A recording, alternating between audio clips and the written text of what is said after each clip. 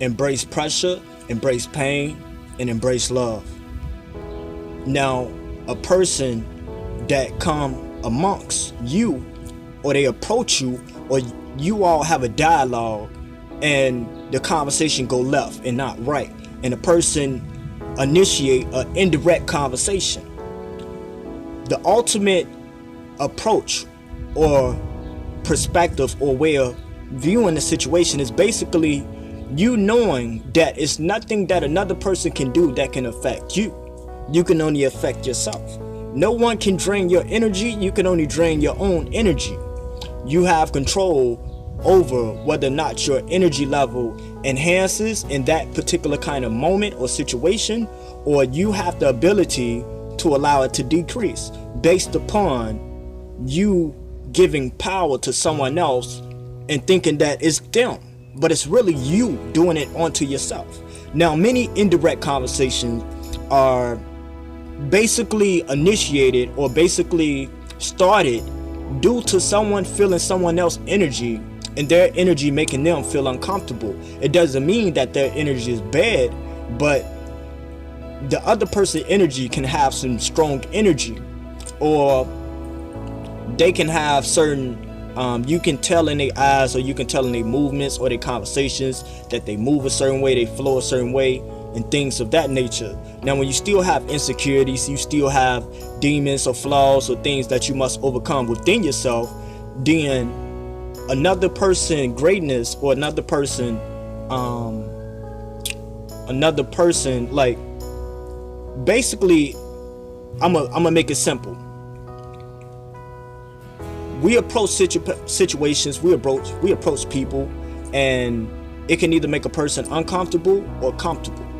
And that's all based upon how many insecurities that person has, how many things that that person must still overcome within themselves. So if a person moving in a flow towards me, or they being indirect, I know that it's something that they going through. It's something about my presence that made them somewhat intimidated, consciously or unconsciously.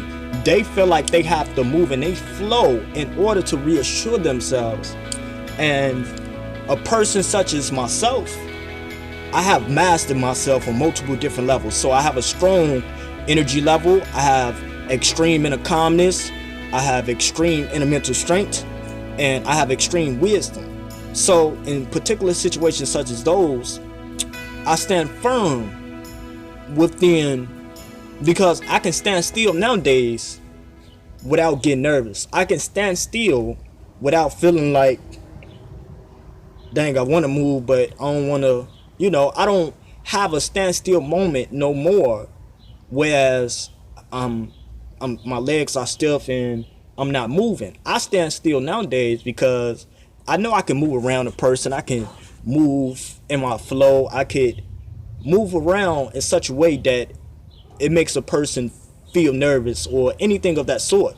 But true power is having power and choosing not to use it. So I don't utilize my flow against people in a negative light or a negative way. Only if you bring it my way, in some cases I might bring it back your way, only to show you a higher truth, to make things go left just to make it go right.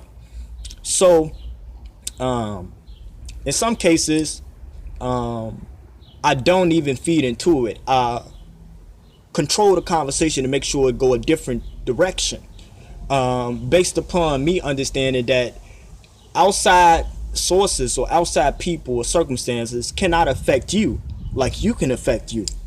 So situations don't define your emotions. You define the situation, and you define whether or not the situation is going to make you feel this way or this way. It's up to you.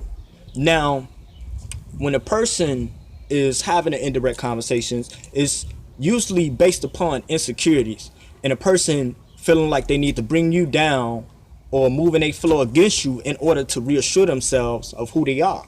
Because one person's success can remind another person of what they lack. Now, they may not even like it, but they may feel that they like it, or whatever the case may be. But overall, when a person has been through certain traumatizing experiences, or they have certain pain that they must heal from, then when somebody carry a particular kind of energy, then that energy bring to the surface something they need to face. So now they feel like they have to move and they flow against you, but only because your energy is so filled with love that they can feel the contrast. They can feel if they don't possess that. So you being a reflection or you being the opposite, it makes what they possess stand out even more. So if I have this high energy filled with love, and a person can tell that I have an energy level that they don't have, and they can tell that it's a very high loving energy, then they may not consciously know how to put their finger on how to identify it, but they can sense it. And when